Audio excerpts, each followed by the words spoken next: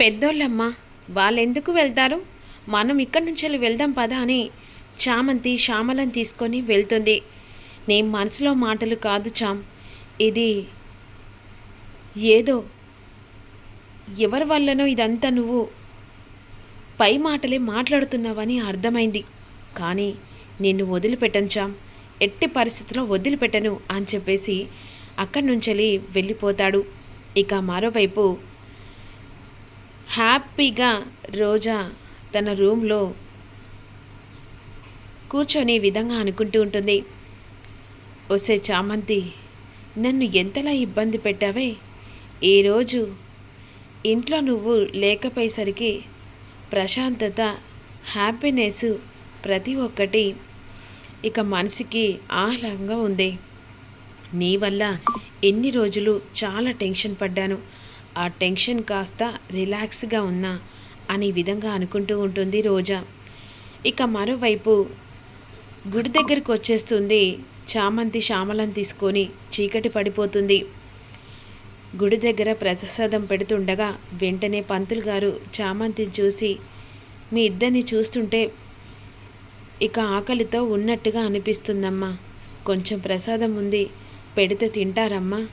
సరే పంతులు గారని పంతులు గారు ప్రసాదం తీసుకొచ్చి చామంతి చేతికి ఇచ్చిన తర్వాత ఇద్దరు కలిసి ప్రసాదం తింటారు. ఈ చీకట్లో ఎక్కడికి వెళ్తారమ్మా, ఆడ పడుకోండి అన్న తర్వాత వెంటనే చామంతి శ్యామల ఇద్దరు కలిసి ఇక గుడి ముంగట పడుకుంటారు. కానీ ప్రేమ్ మాత్రం చామ్ గురించి చాలా టెన్షన్ పడుతూ ఉంటాడు. ఎలాగైనా చామంతిని నా మనసులో మాట చెప్పి తనని ఏదో ఒక చోట ఎక్కడో కాడ ఉంచాలని చెప్పేసి అనుకుంటూ ఉంటాడు. వెంటనే ఎవరి రూములలో వాళ్ళు పడుకుంటారు. ఇక చామంతిని కలవడానికి ప్రేమ్ అలా వెళ్తుండగా చంద్రిక చూస్తుంది. ప్రేమ్ బాబు ఎక్కడికి వెళ్తున్నాడు అని చెప్పేసి ఆలోచిస్తూ ఉంటుంది. ఖచ్చితంగా చామంతిని కలవడానికి ప్రేమ్ బాబు వెళ్తున్నాడని అర్థమవుతుంది అని చెప్పేసి చంద్రిక అనుకుంటూ ఉంటుంది. ఈలోపు చామంతి గుడి దగ్గర పడుకుంటుంది కదా. ఇక అలా వెతుక్కుంటూ వస్తుండగా చామంతి గుడి దగ్గర పడుకున్న ప్రేమ చూసి అక్కడే ఆగిపోతాడు. చామంతి పడుకున్న ప్లేస్లో ఇక అలా కూర్చొని బాధపడుతూ ఉంటాడు. నిన్ను వదిలిపెట్టను చామంతి, ఎట్టి పరిస్థితుల్లో నిన్ను వదిలిపెట్టను. ఎందుకంటే నిన్ను అంతలా ప్రాణం కంటే ఎక్కువ ప్రేమించాను. అలా అర్ధంతరంగా వదిలిపెట్టి నేను ఎలా వేరే పెళ్లి చేసుకుంటానని అనుకుంటున్నావు. ఒకవేళ వేరే పెళ్లి చేసుకుంటే నా చావుతో ముడిపడ్డట్టే. కానీ నిన్ను మాత్రం ఎట్టి పరిస్థితుల్లో వదిలిపెట్టను అని చెప్పేసి ప్రేమ్ కూడా అక్కడే పడుకోపోతాడు. ఇక మరోవైపు తెల్లారుతుంది.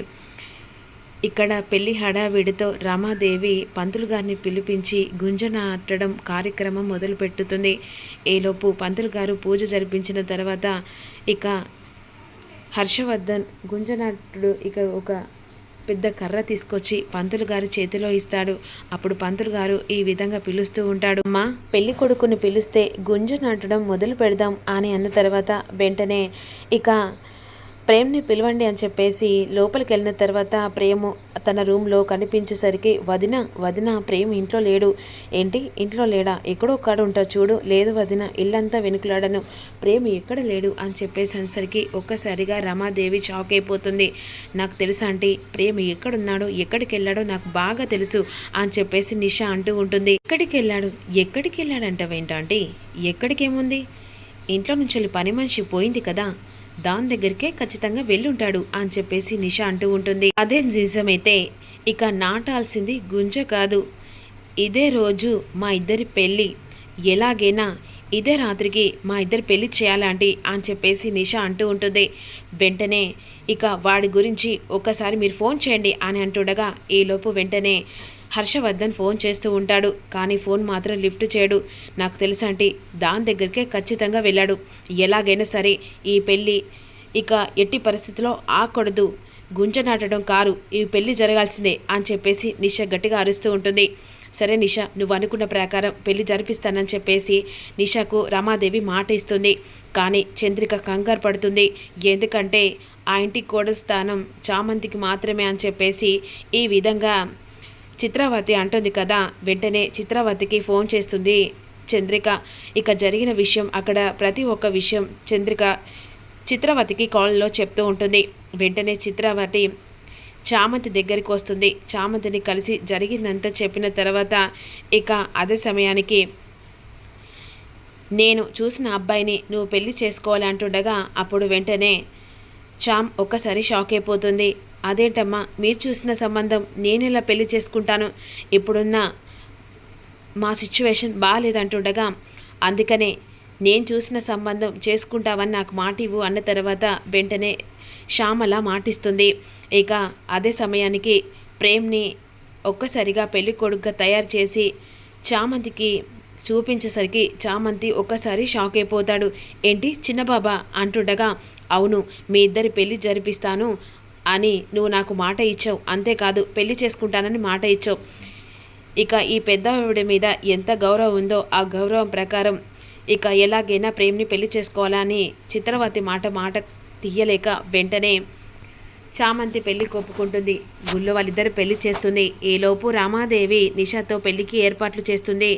ఇక నిషాకి పెళ్లికి ఏర్పాట్లు చేస్తున్న సమయంలో చిత్రవతి వీళ్ళిద్దరు పెళ్లి చేసుకొని ఇక రమాదేవి ఇంటి దగ్గరకు వచ్చేసరికి రమాదేవి ఒక్కసారిగా చామ్ పక్కన ప్రేమ్ చూసి ఆ ఇద్దరి పెళ్లి బట్టలో చూసి ఒక్కసారిగా రమాదేవి షాక్ అయిపోతుంది.